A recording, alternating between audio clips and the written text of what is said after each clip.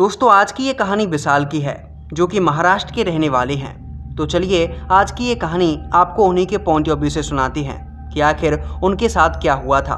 तो चलिए बढ़ते हैं कहानी में आगे की ओर। लेकिन इससे पहले अगर आपने इस वीडियो को लाइक नहीं किया है तो वीडियो को लाइक और चैनल को सब्सक्राइब कर लीजिए ताकि आपको इस चैनल पर हॉरर स्टोरीज मिलती रहें। आप देख रहे हैं बैक हॉरर केपी चौधरी के साथ। दोस्तों ये घटना मेरे साथ साल 2002 में घटी थी जब मैं अपने मामा के गांव गया हुआ था।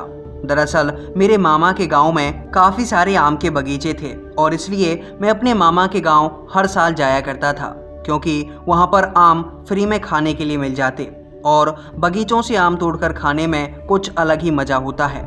लेकिन इस बार जब मैं अपने मामा के गांव पहुंचा तो मेरे मामा के लड़के ने, जो कि मेरी ही उम्र का था, मुझे पास वाले आम के बगीचे में जाने से मना कर दिया और उसके मना करने की भी कुछ अलग वजह थी।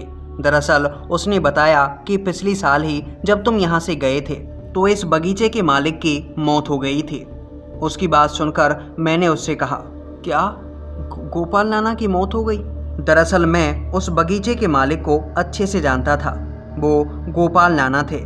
वो दिखने में काफ़ी वृद्ध हो चुके थे और पिछली साल ही मैं उन्हें छोड़कर यहाँ से गया था। दरअसल वो काफ़ी अच्छे हुआ करते थे। मुझे अपने आप ही बुलाकर आम तोड़ने के लिए कह देते और मैं उनके बगीचे में बेझिझक होकर आम तोड़ा करता था और वे मुझे काफ़ी ज़्यादा प्यार भी किया करते थे। दरअसल जब मैं इस गांव से वापस अपने गांव लौट कर जाता तो वो जाते समय मुझे काफ़ी सारे आम देते थे जिनको मैं अपने गांव जाकर भी खा सकूं।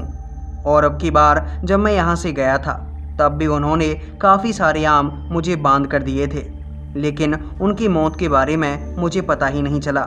मेरे मामा जी ने मुझे बताया ही नहीं और यहाँ आने के बाद मुझे गोपाल नाना की मौत के बारे में पता चला था। मैं उनकी मौत पर काफ़ी अफसोस कर रहा था, लेकिन इसके बाद मैंने उस मामा के लड़के से कहा कि आखिर हमें उनके बगीचे में क्यों नहीं जाना चाहिए। तब मामा के लड़के ने मुझे बताया कि दरअसल गोपाल काका को शमशान घाट के अंदर नहीं जलाया गया, उन्हें उसी बगीचे के अंदर जलाया गया था और तब से गोपाल काका की आत्मा को लगभग सभी गांव वाले देख चुके हैं। गोपाल काका की आत्मा अक्सर दिख जाया करती है और जब भी कोई उनके बगीचे में जाकर आम तोड़ने की कोशिश करता है तो या तो वो आम के पेड़ से गिर जाता है या फिर उसके साथ कोई और हादसा हो जाता है। गांव के लोगों का कहना है कि गोपाल काका का वो बगीचा अब श्रापित हो चुका है, वहां पर गोपाल काका की आत्मा रहती है।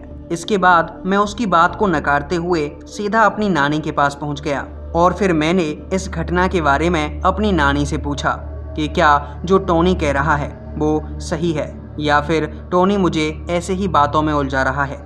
इसके बाद मेरी नानी ने मुझे बताया कि टोनी ने जो कहा वो बिल्कुल सही है। तुम उस बगीचे के पास मत जाना और वहाँ से आम तोड़ने की कोशिश मत करना। गांव के अंदर और भी कई सारे बगीचे हैं, वहाँ जाकर तुम आम तोड़ सकते हो।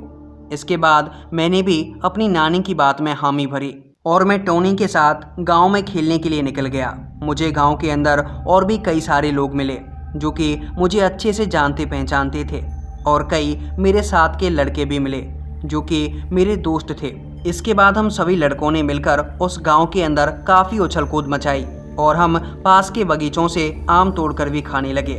ऐसा करते करते मुझे उस गांव में लगभग हफ्ता भर बीत चुका था।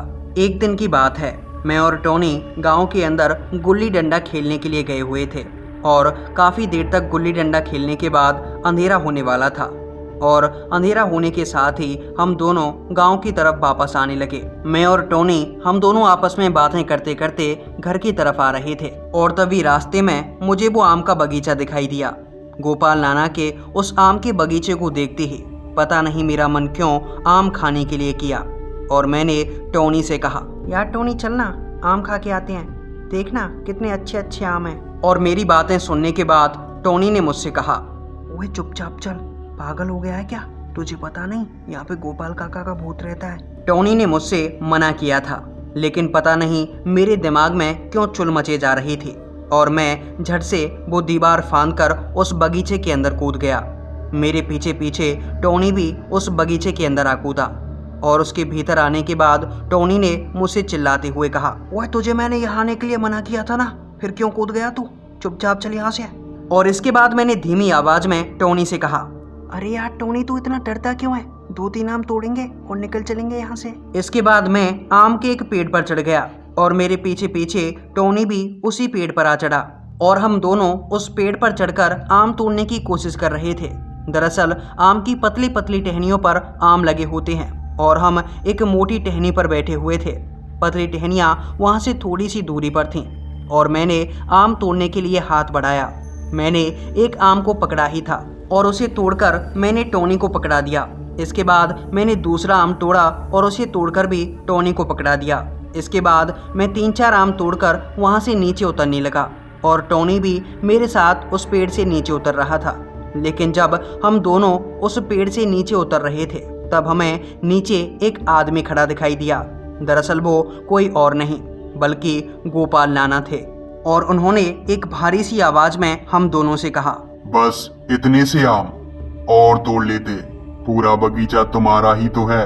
गोपाल नाना उस दिन मुझे साफ साफ दिखाई दिए थे और उनकी आवाज सुनकर और उनका डरावना चेहरा देखने के बाद हम दोनों वहां बेहोश हो गए। इसके बाद पूरी रात हम उस बगीचे के अंदर बेहोश पड़े थे और पूरी रात गांव वाले और मामा जी हम दोनों को ढूंढते रहे थे। और सुबह के लगभग 5 बजे के आसपास जब गांव वालों ने हमें उस बगीचे में ढूंढा तो हम दोनों उन्हें उस पेड़ के नीचे पड़े हुए मिले थे और हमारा शरीर काफ़ी तेजी से तप रहा था। दरअसल मुझे और टोनी को, हम दोनों को ही काफ़ी तेज बुखार हो गया था। इसके बाद जब हमें होश आया तो हमने मामा जी और गांव वालों को अपने साथ घटी हुई इस घटना के बारे में बताया और तब मामा जी ने हम पर काफ़ी गुस्सा किया था। और इस घटना के बाद मैं वापस से अपने गांव आ गया, लेकिन आज तक मुझे गोपाल काका का वो चेहरा याद है जो कि मैंने उस रात देखा था। तो दोस्तों ये थी विशाल जी के साथ घटी सच्ची घटना। आपको ये कहानी कैसी लगी नीचे कमेंट सेक्शन में कमेंट करके ज़रूर बताना। और अगर आप भी अपनी कहानी मेरे साथ शेयर करना चाहते हैं तो आप मेरी इंस्टा आईडी पर अपनी कहानी लिखकर या फिर रिकॉर्ड करके मुझे सेंड कर सकते हैं। मेरी इंस्टा आईडी है KP चौधरी 735 और वीडियो की डिस्क्रिप्शन में आपको मेरी इंस्टा आईडी का लिंक मिल जाएगा। दोस्तों इसके अलावा मेरे इस चैनल पर बब्बन तांत्रिक की सीरीज चल रही है। अगर आपने बब्बन तांत्रिक के एपिसोड्स नहीं देखे हैं तो उन्हें देखिए, क्योंकि बब्बन तांत्रिक के ये एपिसोड काफ़ी मज़ेदार और डरावने हैं, जिनको सुनने के बाद आपको काफ़ी मज़ा आएगा।